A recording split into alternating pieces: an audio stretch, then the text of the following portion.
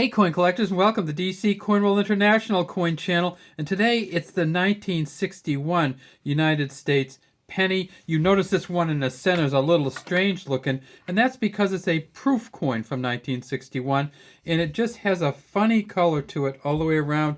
It's very, very hard to get the lighting so you can actually see it. You see that the 1961 over here is a Philadelphia coin, at least we think it is because it has no mint mark. This is a 1961, no mint mark on this, but we can tell it's a different kind of polish and shine. And we know that in 1961, all the proof coins from the United States were made at the Philadelphia Mint, so that's what this is here.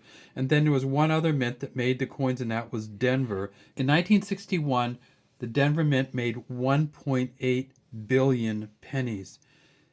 The United States was in a money crunch, and they were trying to make as many coins as they could. They couldn't make them fast enough to keep up with the need. The U.S. economy was going very well, and they were just using a lot of coins. It says, "In God We Trust" at the top, Liberty here, 1961 here.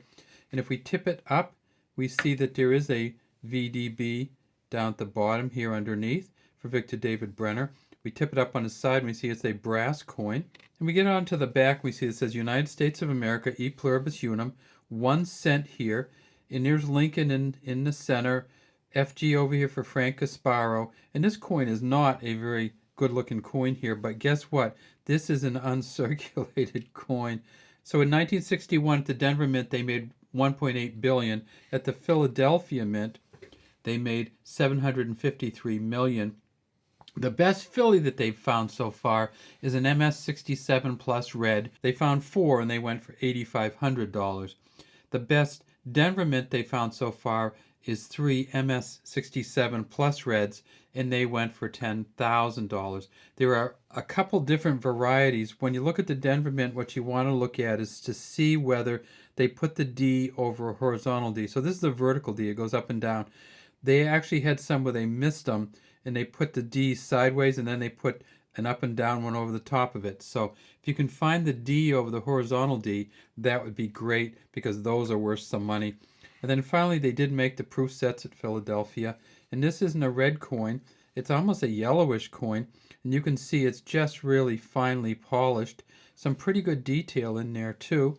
If we look down at Lincoln, let's see if we can get a little bit better light. And this is the actual color of the coin. It almost looks cartoonish, doesn't it? In the United States, our paper money starts at $1, and our coins are everything below $1. But in some other countries, they actually have paper money that is worth less than $1. In some countries, they have 1 cent paper money. Let's take a look. And I'm going to show you one of them here. This right here is the Hong Kong 1 cent. Pretty close to the same date. It's a paper money 1 cent coin from Hong Kong, and you can see Queen Elizabeth is on it. It says 1 cent over here in English, 1 cent over here in Chinese, and then you have the governor of Hong Kong, the financial secretary, and right in the center it says 1 cent. And on the back, they didn't spend a lot on them. The back is blank.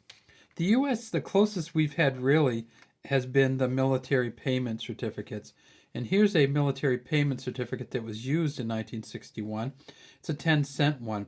They had 10-cent and 5-cent military payment certificates. This one right here is one of the 10-cent versions, and these had printing on the front and the back, and these were used mostly on military bases and by military personnel, and they weren't allowed to be exchanged. Even though they sometimes were, it wasn't legal to exchange them for any other kind of money. Britain has had these paper money. This is the Defense Council of Britain. Special vouchers, they call them, 5 cents or 5 new pence coins. But the United States, we've always gone with the brass or the copper. In the United States now, of course, we're going with the zinc-coated pennies. These coins weigh 3.11 grams. They are 95% copper, 5% zinc and tin, and they are 19 millimeters in diameter. And if you ever have a chance to get the 1961 set, which this coin came from, it's going to have a penny, nickel, dime, quarter, and $half. But of course in 1961 it was the Franklin $half. And the Franklin $half may be the most valuable coin from 1961. In 1961 they made a few Franklin $half. that with what they call the full bell line. And when they talk about the full bell line, they talk about a line that goes right from the top all the way down through. Most of these coins, the bell line vanishes somewhere in here because of the way that they were minted. But you get a proof coin, you can see the full bell line. If you can get one of these that's not a proof coin from 1961, there's a Franklin half with an FBL or full bell line that goes for about $17,500. But this penny here, $1 to $2, it's in pretty good shape, but it just doesn't have a kind of a color that collectors like. Collectors like coins that are red or brown, or kind of the reddish brown. And what happens with this is whatever rinse they put on or whatever polish they used on this one, just change it to a yellowish coin. All right, that's all we have today from DC Coinwell International Coin Channel. We'd love to have you subscribe to our channel and leave any comments you have in the comments section.